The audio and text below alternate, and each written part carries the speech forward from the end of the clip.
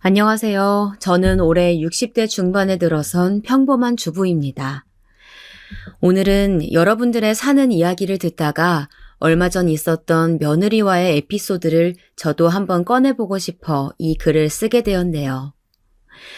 요즘 코로나 확진자가 전국적으로 몇십만이 된다는 우울한 뉴스와 또 산불 소식 등 힘든 일이 많은데 제 이야기 듣고 잠시나마 즐겁고 통쾌한 기분 느끼셨으면 좋겠습니다. 저는 경상북도의 시골 마을에서 3남 2녀 중 셋째로 태어났고요.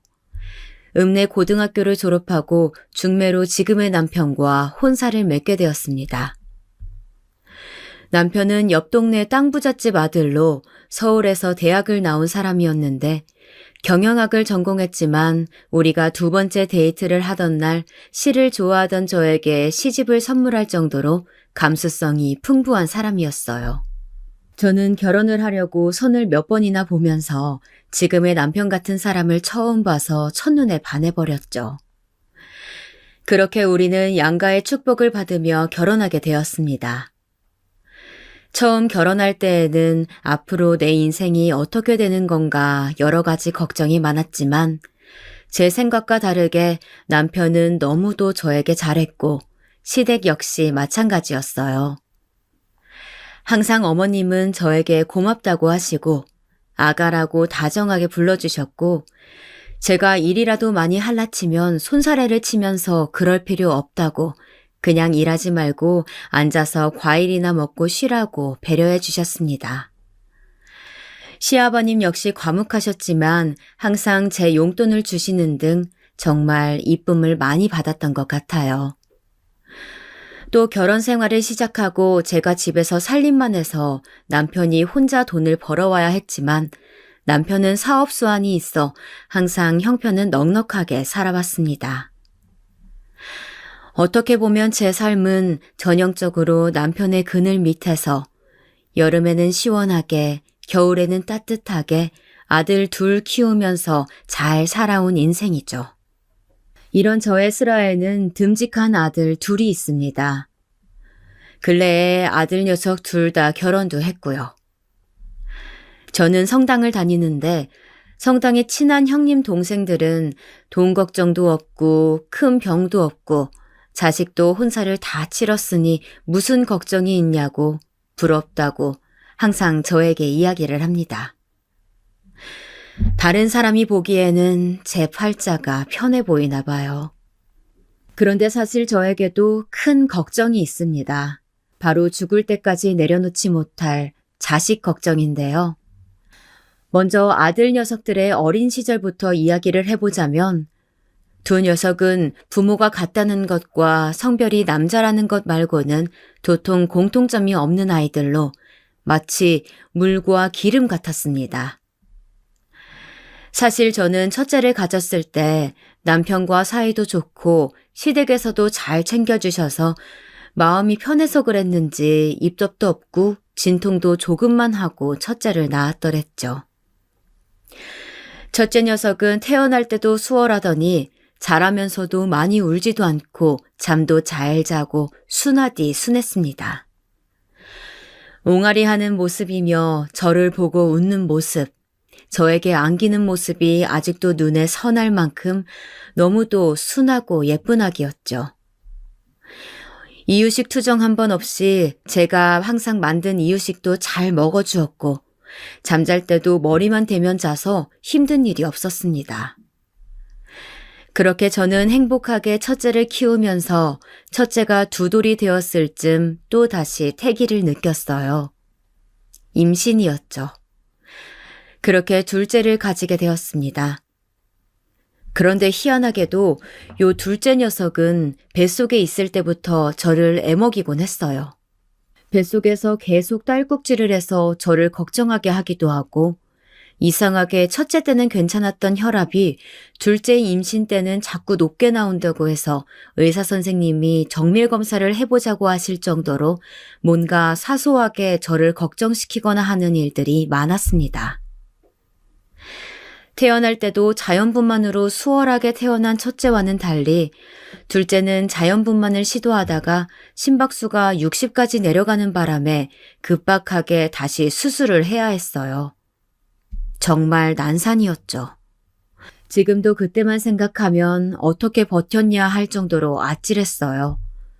이러다가 사람이 죽을 수도 있겠구나, 그런 생각이 들었으니까요. 자라면서도 둘째는 까탈스럽기 그지없었습니다. 제가 젖이 많이 돌지 않아 어쩔 수 없이 분유를 먹였는데 분유를 먹기 싫다고 혀로 밀어내기가 일쑤였고 툭하면 토하고 잠도 잘 자지 않으려고 해서 계속 안아서 재우다 보니 제 허리가 나만하지 않았죠. 이유식을 시작하고 나서도 입이 짧아 조금만 먹으려고 하고 제가 좀 달래줘도 떼쓰기를 멈추지 않고 동네가 떠나가라 울더라고요. 저는 솔직히 얌전하고 순하고 잘생긴 첫째가 더 마음이 갔습니다. 아무래도 같은 자식이라도 더 예쁜 자식이 있는 법 아니겠어요? 어릴 때도 그렇게 제 말을 잘 듣더니 큰아들은 자라서도 유치원이나 학교에서 항상 선생님의 칭찬을 도맡아 하는 아이였습니다. 어쩜 그렇게 의젓하고 또 똘똘하냐고, 그런데다 인물도 좋다고 정말 많은 사람들이 입에 침이 마르게 칭찬을 했죠. 첫 아이이기도 하고 저도 그런 제 아들이 너무 자랑스러워서 지금 생각해보면 민망한 짓이었지만 자식 자랑도 많이 하고 떠들며 키웠던 것 같아요. 제 눈에는 한없이 잘나고 또 예뻐 보였으니까요. 반면 둘째는 평범한 외모에 항상 까불기만 하고 까탈스럽게 구는 통에 저는 둘째 교육은 그저 형 하는 것만 따라해라 하는 식으로 대충 시켰던 것 같아요. 사실 모든 것이 처음인 첫째의 성장에 맞추어 이것저것 하기도 벅찼으니까 어쩔 수 없기도 했는데 지금 와서 돌이켜보면 조금 미안하기도 합니다. 그렇게 저는 저의 젊은 시절 모든 에너지를 남편 챙기고 두 아들 녀석 따라다니는데 보냈습니다. 다행히 남편이 그렇게 꽉 막힌 스타일은 아니어서 제가 힘들어하면 사람도 쓰게 해주곤 했지요. 일이 바빠서 집에 잘 있지는 못해도 마음 자체는 다정한 사람이었어요. 저는 제가 직업도 없고 생활도 없었지만 항상 저에게 고마워하는 남편을 보고서 살았던 것 같네요. 그렇게 세월은 유수와 같이 흘러갔어요. 아이를 키우면 시간이 참 하루하루는 느리고 1년은 화살처럼 빠르게 그렇게 지나가더군요. 어느새 정신을 차려보니 나는 중년의 여인이 되어 있고 아들들은 장성해서 고3을 겪고 또 수능을 보고 군대를 가고 그렇게 성인이 되었습니다. 제가 그리 예뻐하고 자랑하던 첫째 녀석은 자라면서 자신이 도련님 대접에 익숙하다 보니 사교성이 없고 친구를 잘 사귀지 못했어요. 친구들로부터 이기적이라는 이야기를 듣기도 하고 본인 역시 누구에게 맞추려는 노력을 하지 않았죠. 항상 우등생이었지만 성적은 중학교 3학년을 기점으로 서서히 떨어져 평범해지기 시작했습니다. 초등학교까지는 이것저것 시켜놓은 게 많았던지라 본인이 학교 수업을 조금 게을리 들어도 따라갈 수가 있었는데 확실히 중3 이후로는 본인이 노력하지 않으니 성적이 곤두박질 치더군요. 특히 고1이 되고 처음 본 반편성 모의고사에서 성적이 너무 안 나와서 제가 크게 상심했던 것이 아직도 기억이 납니다. 그리고 첫째의 성적은 그 후로도 계속 떨어져 결국 첫째는 지방 국립대로 진학하게 되었죠. 반면에 제가 첫째를 따라다니느라 신경 쓰지 않았던 둘째는 사춘기에는 제법 반항도 하고 학원도 땡땡이를 치는 등 제 속을 뒤집어 놓더니 희한하게도 타고난 머리가 좋은 것인지 공부만 하던 형보다 더 좋은 서울의 유명한 대학에 진학했습니다. 저로서는 저놈은 저렇게 놀고 대학이나 갈 수 있을까 했었는데 굉장히 당황스러웠던 일이었죠. 그런데 자식 일은 진짜 아무것도 모른다고 하더니 나중에 결혼에 있어서도 두 놈 다 또 제 예상을 빗나가는 결혼을 하는 것이 아니겠어요? 사실 저는 큰아들 녀석이 좀 고집도 있고 대접받는 것에 익숙하다 보니 연애를 제대로 못할 것이라고 생각했습니다. 그런데 의외로 큰아들 녀석이 선뜻 여자친구를 사귀었다며 직장을 같이 다니고 있다고 한 아가씨를 데리고 온 것이었어요. 큰아들은 보일러를 취급하는 중견기업에 다니고 있었는데 그 아가씨는 거기서 격리 일을 한다고 했습니다. 오밀조밀 여성스러운 얼굴이었는데 몸매도 가녀리고 긴 생머리에 찰랑거리는 치마를 입고 있는 것이 딱 봐도 인기가 많을 것 같은 모습이었어요. 저는 저러다 말겠지. 설마 결혼이야 하겠어 하는 마음으로 그냥 큰아들의 연애를 가타부타 큰 말 없이 지켜봤습니다. 그런데 그렇게 2년을 만난 둘은 제대로 결혼 허락을 받겠다며 어느 날 저녁에 우리 집으로 찾아왔더군요. 사실 그 아가씨는 예쁘장하고 싹싹했지만 아들이 나온 대학보다 못한 대학을 나왔고 집안 형편도 그닥 좋지 않았어요. 친정아버지가 마을버스 기사 일을 하고 계신다고 했거든요. 맏며느리 들이는 일에는 신중해야 한다 싶었던 데다 상대적으로 우리 집이 많이 풍족하고 해서 마뜩찮은 데가 있었지만 그래도 아들과 항상 팔짱을 꼭 끼고 아들 옆에 서서 웃고 있는 그 아이의 모습과 또 좋아서 어쩔 줄 몰라 하는 큰아들의 표정을 보니 차마 헤어지라고 할 수가 없었습니다. 고집도 센 녀석인데 억지로 헤어지게 했다가 평생 총각으로 늙어 죽겠다고 하면 어쩌나 싶었거든요. 그렇게 저는 난생 처음 자식의 혼사를 치르게 되었습니다. 결혼식 당일은 정말 정신이 없더군요. 제가 결혼하는 것도 아닌데 말이죠. 정신없이 미용실에서 머리를 하고 한복을 곱게 입고 손님들께 인사를 하고 있는데 저는 언뜻 저의 둘째 아들과 이야기하고 있는 젊은 아가씨를 봤어요. 손에 뭔가를 들고 면접 때나 입을 것 같은 검은색 자켓과 바지 정장을 입고 안경을 쓴 아가씨였는데 웃으며 제 둘째와 이야기를 하고 있더군요. 그날은 하도 정신이 없어서 둘째 친구도 결혼식에 왔나 보다 생각했는데 나중에 생각해보니 혹시 여자친구가 아닐까 싶었습니다. 항상 제 말을 안 듣던 아이였지만 그래도 여자 관계는 체크해야지 싶어 계속 물었더니 둘째 말이 만난 지 2년이 다 되어간다고 했어요. 아니 그렇게 오랜 시간이 지났는데 왜 인사도 한번 안 시켰냐고 하니까 글쎄 그 아가씨가 결혼을 원하지 않는다는 거였습니다.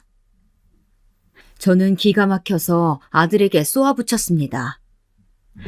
아니 결혼도 원하지 않는 아가씨와 왜 사귀고 있냐고 말이죠.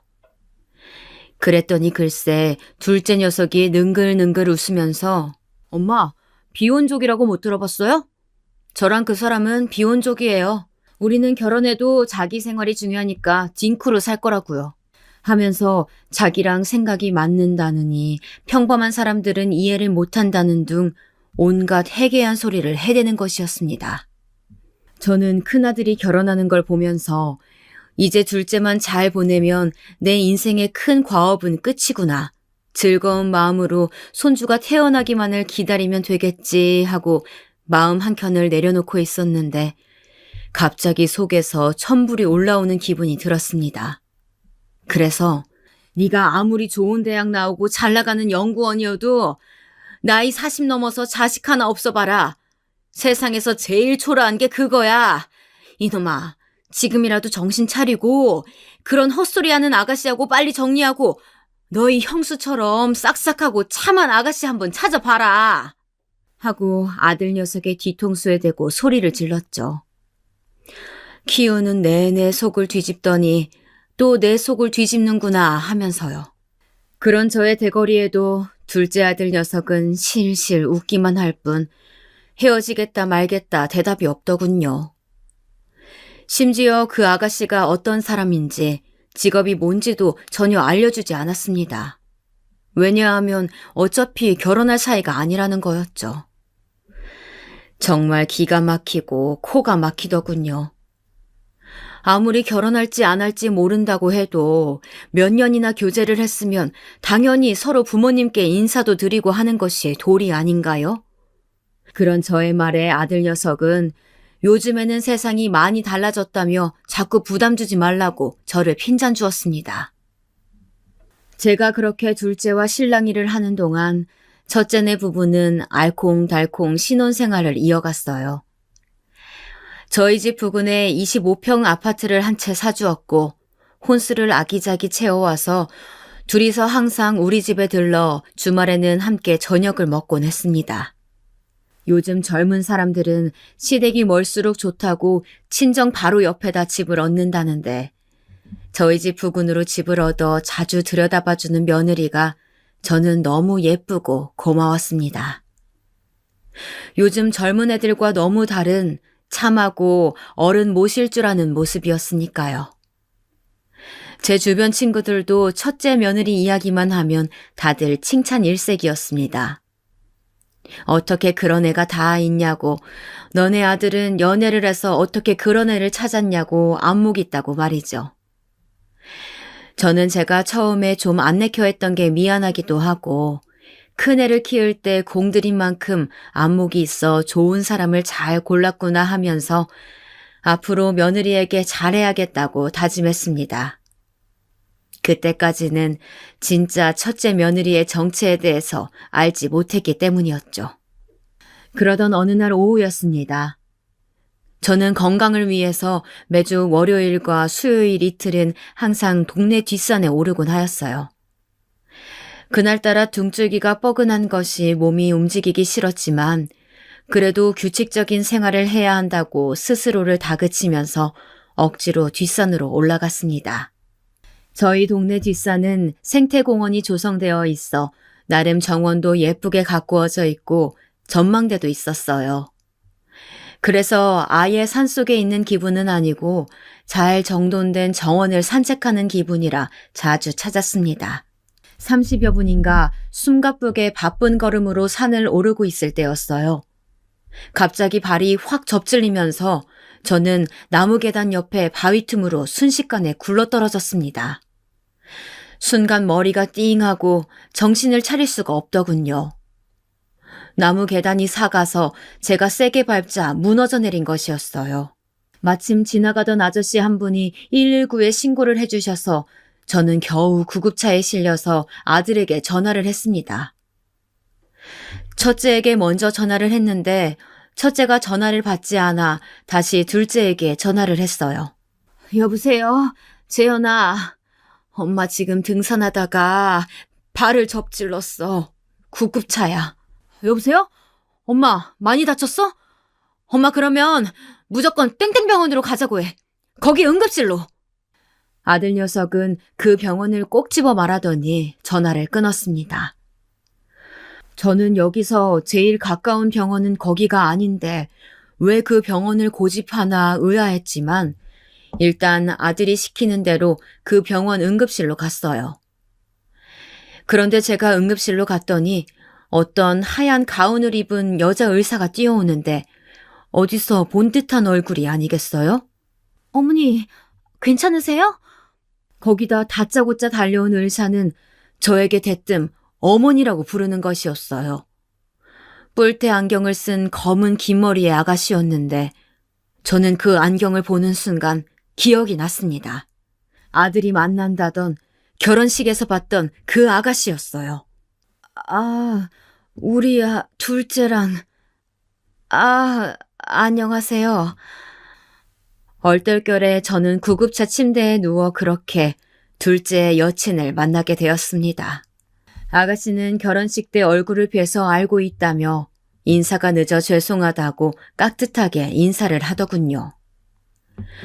저는 제가 생각한 것과 다르게 몹시 예의 바른 데다가 직업까지 너무 좋은 아가씨여서 많이 당황했습니다. 둘째의 여자친구라는 그 아이는 담당 의사에게 저를 잘 부탁하더니 이것저것 챙겨주고 다시 오겠다며 사라지더군요. 의사들이 워낙 바쁘니 저러고 안 오겠구나 했는데 글쎄 제가 다리를 좀 많이 다쳐 입원하게 되자 수시로 입원실로 와서 저를 챙기고 이것저것 편의점에서 생필품을 사다 주는 등 저를 살뜰히 챙겨주는 것이었어요. 때마침 첫째네는 제주도로 여행을 가 있었기 때문에 저는 둘째의 여친이라는 아가씨와 둘째 녀석의 간병을 받으며 입원한 며칠을 잘 보냈습니다. 남편이 오겠다고 하는 걸 그냥 한 번만 들여다보러 오라고 집에서 쉬고 계시라고 제가 말렸습니다. 며칠만 입원하면 되고 크게 다친 것도 아닌데 걱정시키고 싶지 않아서요. 그렇게 본의 아니게 둘째의 여친과 며칠을 보내보니 생각보다 이 아가씨는 예의 바르고 굉장히 배려심이 깊더군요. 제 아들이지만 누가 봐도 아가씨가 아까울 지경이었습니다. 저는 내심 결혼을 시키고 싶은 욕심이 들어서 넌지시 왜 결혼 생각이 없냐고 병실에 잠깐 들른 아가씨에게 물어봤어요. 그 질문을 듣자마자 아가씨는 웃으면서 제가 결혼 생각이 없다고 그러던가요? 재현 씨가? 네. 저는 그렇게 들었어요. 딩크하고 싶다고 한다고. 재현 씨가 하도 고집을 부려서 그냥 그러라고 했어요. 저도 저러다가 언젠가 결혼하고 싶다고 하겠지 하면서요. 뜻밖에도 그 아가씨는 자신은 결혼을 하고 싶은데 둘째 녀석이 고집을 부려서 연애만 하고 있는 거라고 언젠가 결혼하자고 하겠지 하면서 기다리고 있다고 했습니다.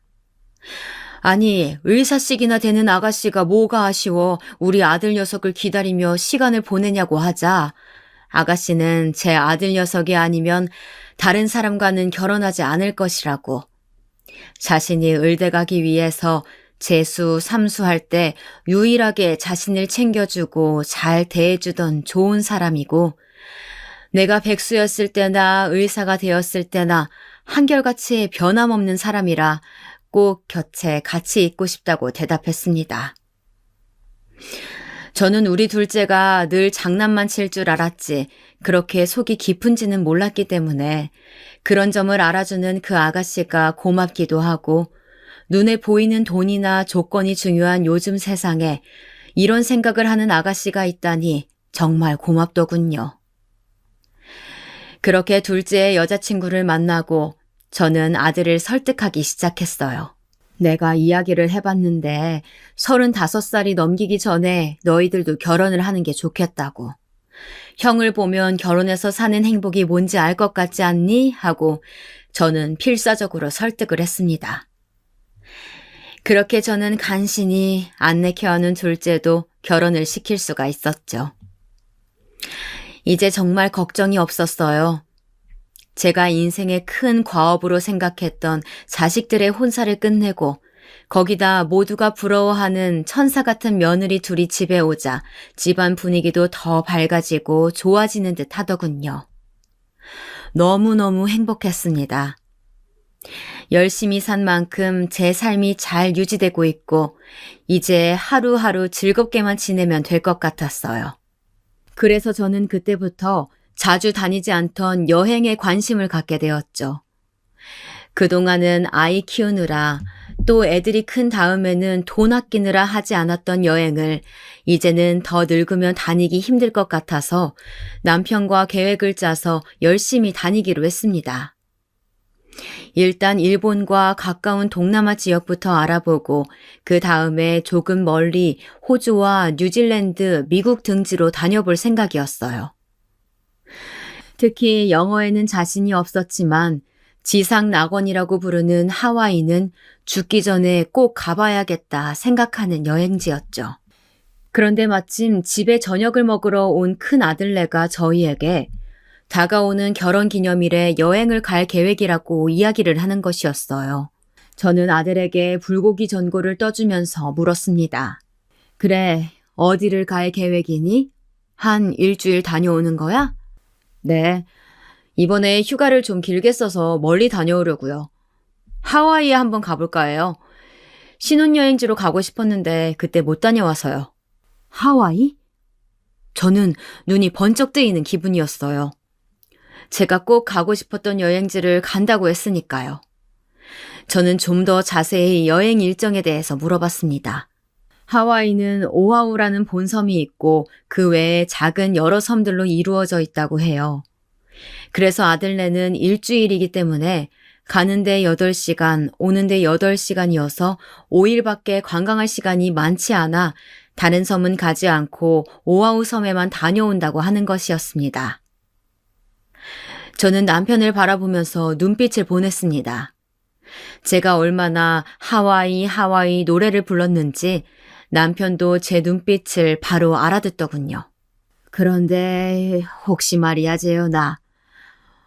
우리도 같이 가고 싶은데 어떠냐? 네? 어머니, 아버지도요? 여행 별로 안 좋아하시지 않았어요? 그런 게 아니라 이제 겨우 너희들 다 결혼시키고 우리가 좀 마음의 여유가 생겼단다. 그동안 참았던 거지. 그런데 하와이는 평소 니들 엄마가 가고 싶다고 노래를 부르던 곳인데 너희가 간다고 하니 함께 가보면 어떨까 해서 말이다. 그네는 남편의 말을 듣더니 옆에 있던 며느리와 상의를 해보겠다며 그날은 밥을 다 먹고 과일까지 함께 먹은 뒤 집으로 갔습니다. 저는 이번에 꼭 하와이를 가보고 싶었어요. 친한 친구들은 이미 다 다녀온 데다가 아들네와 여행을 한번 가보고 싶었고 그곳이 하와이라면 정말 인생의 기억에 남을 좋은 추억이 될 것 같았습니다. 다음 날 큰아들이 전화가 왔습니다. 여보세요? 어머니, 와이프랑 상의해봤는데 하와이 그러면 이번에 같이 가시죠. 어디 가고 싶으신지 제가 조사해서 조만간 드릴 테니 같이 계획 짜시면 될 것 같아요. 저희가 영어도 되고 하니까 그냥 자유여행으로 갈까 하는데 어떠세요? 다행히도 아들은 흔쾌히 함께 여행을 가자고 하는 것이었습니다. 저는 뛸 듯이 기뻤어요. 그래서 너무 좋아서 친구들에게 자랑하는 전화를 돌리고 하와이 다녀온 애들에게 정보도 묻고 바쁘게 여행 계획을 세웠습니다. 캐리어도 변변한 것이 없어서 백화점에 가서 새로 샀고 남편과 입을 수영복도 새로 샀습니다. 이 나이에 무슨 수영이야 생각했지만 어떻게 가는 하와이인데 여행 중에는 나이를 잊고 하고 싶은 것을 다 해볼 심산이었죠. 하와이는 관광지로 세계에서 손꼽히는 곳답게 아름다운 관광자원이 많고 음식 역시 맛있다고 정평이 나 있었는데 저는 하와이에 있는 유명한 스테이크 집과 치즈케이크가 맛있다는 가게에 가볼 계획을 세웠습니다. 또 하와이에서 제일 유명하다는 와이키키 해변을 남편과 둘이 거닐 때 어떤 옷을 입을까 오랜만에 신혼 때로 돌아간 듯한 기분을 느끼면서 상상을 했죠. 항상 그렇게 날씨가 좋다는데 얼마나 좋을까. 비록 8시간 비행이 걱정이 되기는 했지만 그래도 정말 여행을 기다리는 시간 동안 설레고 또 설렜던 것 같습니다. 그렇게 열심히 책도 찾아보고 여기저기 물어가면서 저는 제가 가보고 싶은 가게들과 해보고 싶은 것들을 계획을 짰어요. 그리고 드디어 대망의 하와이 여행날이 다가왔습니다. 큰아들네와 공항에서 만나기로 했는데 캐리어를 끌고 공항에 도착해 약속 장소를 찾아가자 얇은 긴 바지에 난방을 걸치고 있는 큰아들과 샌들을 신고 긴 바지에 얇은 티를 입고 있는 큰 며느리가 보이더군요. 저희는 아들네에게 다가가고 있었습니다. 그런데 그러니까 내가 같이 가기 싫다고 했잖아요. 이제 곧 부모님 오시니까 언성 좀 낮춰. 어차피 가기로 한 거 좋게 좀 생각하자 우리. 얼핏 듣기로 며느리가 뭔가 아들에게 툴툴거리며 쏘아붙이는 느낌이었습니다. 설마 가기 싫은데 억지로 우리가 가고 싶다고 하니까 가기로 한 건가? 하는 생각이 들었지만 여행을 막상 가려니 부담스러울 수도 있다고 나도 며느리 입장이 되어보지 않았냐고 저는 애써 좋게 듣고 흘리기로 했습니다. 즐겁게 떠나는 여행인데 초반부터 기분 상하고 싶지 않았기 때문이죠. 우리 왔다. 먼저 와 있었니? 엄마 오셨어요?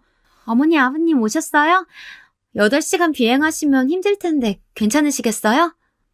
다행히 며느리는 우리를 보자 싹싹한 평소 모습대로 웃으며 우리에게 이야기를 하더군요.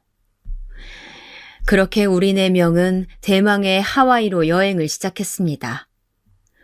비행기를 타는데 8시간이나 비행을 해보니 좌석이 좁아 허리도 너무 아프고 힘들더군요. 다행히 운이 좋았는지 옆자리가 비어 있어서 의자 팔 부분을 세우고 옆자리로 조금 누워있기도 하면서 8시간을 보냈습니다. 도착했을 때는 파김치가 되어 있었어요. 하와이 공항은 살짝 더운 날씨로 활기가 넘치더군요. 우리는 현지 한인 택시를 이용해서 우리가 묵었던 호텔인 힐튼 모시기 호텔로 향했습니다.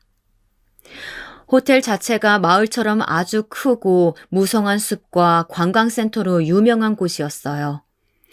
도착해서 첫 끼니는 뭘 먹을까 고민하다가 입이 깔깔해서 호텔 안 상가에 있던 냉모밀과 돈가스를 먹었습니다. 미국까지 와서 냉모밀이라니 웃겼지만 의외로 맛도 먹을만하고 괜찮더군요. 며느리는 하와이에서 먹고 싶은 맛집 리스트를 가지고 왔다며 차를 타고 나가자고 했지만 저희는 너무 피곤했기 때문에 일단 첫 끼는 근처에서 간단히 먹자고 이야기했습니다. 그때 며느리의 표정이 약간 실룩하는 것 같았지만 저는 잘못 봤겠지 하고 생각했어요. 8시간의 비행이 무리가 가서인지 첫날 우리 부부는 너무 피곤해서 저녁 먹을 때까지 자겠다고 이야기하고 방으로 들어갔습니다. 그리고 암막 커튼을 치고 하루 종일 남편과 저는 잠을 잤어요. 일어나 보니 벌써 새벽이더군요. 같이 저녁을 먹기로 했었는데 아들네는 저희끼리 저녁을 먹은 모양이었어요.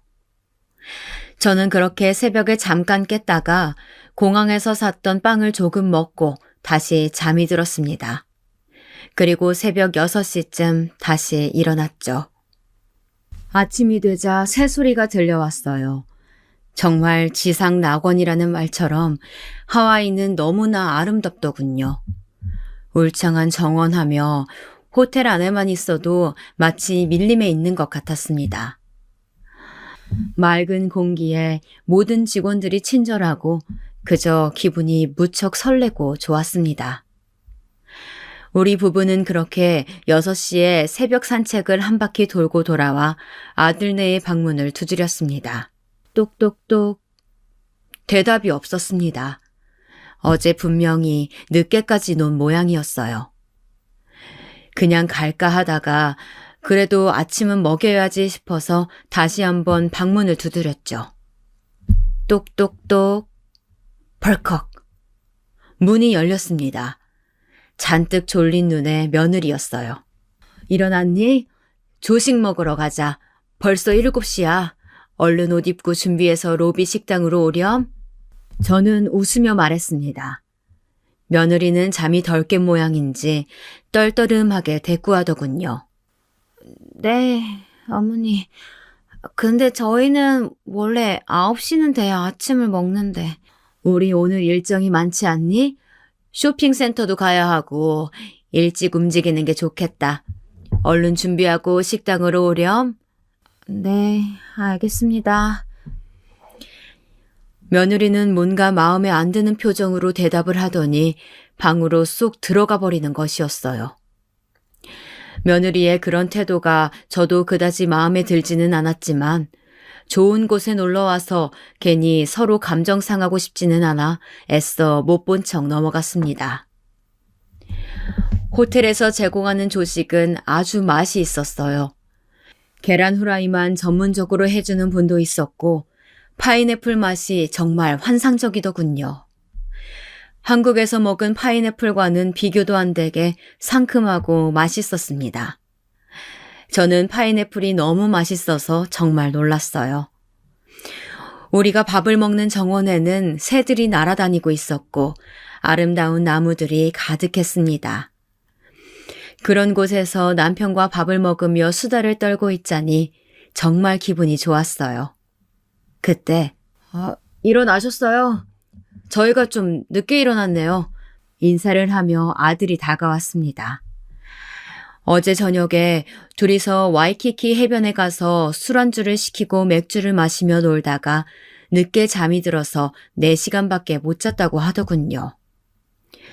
말을 하면서 연신 하품을 하길래 그러게 다음날 일정이 있는데 너무 놀지 말고 잤어야지 하고 핀잔을 주었더니 아들 녀석은 그저 픽하고 웃고 말더군요. 오늘은 제가 가보고 싶어 하던 쇼핑센터에 가는 날이었습니다. 하와이에 있는 쇼핑센터는 그곳에서 길을 잃을 정도로 방대한데 신기한 구경할 것이 아주 많았어요. 손소독제라는데 뭔가 젤리처럼 알록달록 귀여운 것들이 있어 몇 개 사기도 하고 또 저렴하다는 미국 브랜드 옷들을 구경하기도 했습니다.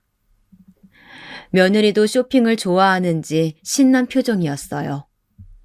그때만큼은 저랑 이것저것 살피면서 같이 돌아다녔죠. 그런데 며느리가 여름 원피스를 하나 사더니 대뜸 또 여름 가방까지 사려는 것이 아니겠어요? 저는 윈도우 쇼핑으로 만족하고 있었는데 갑자기 며느리가 너무 과소비를 하는 것 같아서 한마디를 하고 말았습니다. 아가, 그런데 원피스 아까 산 거 굉장히 잘 골랐던데 이 여름 가방은 한국에도 비슷한 게 있지 않겠니? 이런 여름 가방을 굳이 여기서 또 살 필요가 있겠어? 이것저것 쓸데없는 거 여러 개 사는 것보다 좀 쓸만한 걸로 하나 사서 오래 쓰는 게 남는 장사란다. 네, 어머니. 그런데 제가 쓰던 여름 가방이 다 떨어져서요. 이 가방이 30% 세일한다고 하니까 국내에서는 이거보다 비쌀 것 같은데 이거 하나만 더 사면 안 될까요? 그래? 그러려무나 그러면. 저는 자꾸 뭘 사는 며느리가 못마땅했지만 요즘은 또 며느리 눈치도 봐야 한다기에 더 이상 말하지 않고 그냥 알겠다고 했습니다. 아들은 제 속도 모르고 벤치에 앉아서 아버지와 이야기를 하고 있더군요. 며느리는 이 와중에 제 아들 물건을 하나 골라보지도 않고 자기 것만 사고 암튼 기분이 좋지 않았습니다. 저는 남편의 여름 티셔츠와 아들의 여름 티셔츠를 하나 사고 제 운동용 조깅화를 하나 샀어요. 일부러 며느리 것은 사지 않았습니다. 사주지 않아도 혼자 잘 사고 있었으니까요. 그렇게 기분이 조금 상한 쇼핑을 마친 후 우리는 하와이에서 유명하다는 햄버거 집에 갔습니다. 사실 아침도 조식이 아메리칸식이었던 터라 저는 한인들이 하는 식당에 가서 된장찌개나 뭔가 개운한 것을 먹고 싶었는데 젊은 애들은 그 햄버거가 꼭 먹고 싶었나 보더군요. 그래서 결국 입맛이 까슬했지만 저희도 햄버거를 먹으러 갔습니다. 며느리는 먹는 것에 환장을 했는지 무슨 식당 리스트를 가지고 다니며 음식이 나올 때마다 사진을 찍어대는 것이었어요. 저는 못마땅하게 뭐 하는 거냐고 뭐라고 하려다가 또 며느리가 안 좋게 받아들일까봐 꾹 참았습니다. 햄버거집은 호텔 부근에 아담하게 자리 잡고 있었는데 감자튀김 대신 양파링이 유명하다고 해서 양파링을 추가해서 먹었습니다. 맛 자체는 나쁘지 않았지만 아침도 양식을 먹은 터라 속이 더부룩해지는 느낌이었어요. 저는 햄버거 반 개 정도를 먹고는 더 이상 입을 대지 않고 있었습니다. 아무래도 느끼해서 더 먹고 싶지가 않았어요. 결국 저는 먹다 말고 햄버거를 내려놓고는 아들에게 말했습니다. 큰애야, 나 도저히 속이 니글거려서 더 이상 햄버거 못 먹겠다. 미안한데 근처에 한식집 좀 찾아서 데려다 다오. 남편 역시 제 말에 동의하더군요. 도저히 음식이 입에 맞지 않아 못 먹겠다고 말이죠. 그래서 우리 일행은 햄버거 집에서 바로 한인 식당으로 가서 김치찌개와 육개장을 시켜 먹었습니다. 칼칼한 양념이 뱃속에 들어가자 그나마 좀 속이 풀리는 것 같았어요. 그런데 한식집에 다시 온 것이 불만인 건지 며느리의 표정이 내내 좋지가 않더군요. 햄버거를 많이 먹었다고 하길래 그럼 넌 아무것도 시키지 말라고 하고 밥을 먹는데 저희가 밥을 먹는 내내 표정이 안 좋은 것이었습니다. 결국 저는 며느리에게 참지 못하고 물어봤습니다. 아가, 이번 여행 내내 왜 그렇게 표정이 뚱하고 기분이 안 좋아 보이니? 혹시 우리한테 무슨 불만이라도 있는 게야? 한번 허심탄회하게 이야기 한번 해보려구나. 나도 계속 네 눈치 살피는 게 기분이 좋지만은 않구나. 며느리는 순간 망설이는 표정을 짓더니 결심을 굳힌 듯이 갑자기 이야기를 시작하더군요. 말씀이 나오셨으니 말인데요. 저희 아직 신혼인데 여행을 기어이 따라오셔서 이렇게 저희 일정을 방해하시는 건 좀 경우가 아니지 않나요? 아무리 어르신들이라고 해도 그렇지 처음부터 같이 가기로 한 것도 아닌데 굳이 여기까지 오셨어야 했어요? 그냥 패키지나 친구분들하고 가셨어도 됐잖아요. 뭐라고? 아니, 제가 진짜 신혼여행으로 와보고 싶었던 곳이 하와이였는데 그때 시간이 안 돼서 가까운 싱가포르로 신혼여행 갔던 게 아직도 아쉬운데 그래서 저 신혼여행으로 못 간 아쉬움 달래려고 하와이 호텔부터 제가 가고 싶었던 맛집이며 쇼핑 장소며 2달 전부터 다 찾아뒀는데 제가 지금 이런 한인식당 따위에 와 앉아 있어야겠어요? 눈치가 있으셔야죠. 얼마나 눈치가 없으면 젊은 아들 부부 여행 오는데 따라오시겠냐고요. 그러니까 며느라이 말은 처음부터 저희가 온다고 한 자체가 마음에 안 들었다는 소리 같았습니다. 그러니 매사에 짜증이 났겠죠. 본인이 가고 싶고 하고 싶은 것은 다 따로 있는데 전부 우리한테 맞춰야 하는 순간마다 기분이 안 좋았던 거예요. 그래서 저도 이야기해 주었습니다. 그런데 왜 너는 네가 가고 싶은 곳만 있고 네가 가고 싶은 식당만 있니? 우리 아들은 하고 싶은 건 없다든? 평소에도 너 하고 싶다는 대로 우리 아들 녀석이 그냥 맞춰주니? 너 결혼할 때 들고 온 거 하나 없어도 나 그것 가지고 너 타박 한마디 하지 않았다. 둘째에 비해서 네 조건이 아무리 딸려도 아무 내색도 안 하고 둘 다 공평하게 대하려고 노력했어. 그런데 이런 식으로 외국 여행 한번 따라왔다고 바로 구박이니? 그동안 살살 되던 게 다 가식이었구나.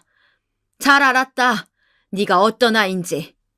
그네야, 나 호텔로 데려다다오. 이제부터 너네하고 우리하고 따로 움직이자꾸나. 나는 여기서 가이드를 알아보든 호텔에 처박혀 있든 할 테니 남은 이틀은 잘난 네 와이프하고 둘이 즐겁게 보내거라. 말을 마치고 저는 씩씩대면서 식당을 박차고 나와버렸습니다. 아무리 시부모가 여행을 같이 온 게 싫더라도 저런 식으로 할 말 못할 말 가리지 못하고 내뱉는 예의 없는 것이 내 맏며느리라니 정말 기가 막히고 코가 막히더군요. 남편은 저를 말리지도 못하고 멍하니 쳐다보고 있더군요. 아들이 따라 나와서 저를 달래려 들었지만 저는 이런 지하에 거절했습니다. 남은 여행 기간 동안 얼굴도 보고 싶지 않으니 그냥 따로 움직이다가 공항 갈 때나 같이 가자고요.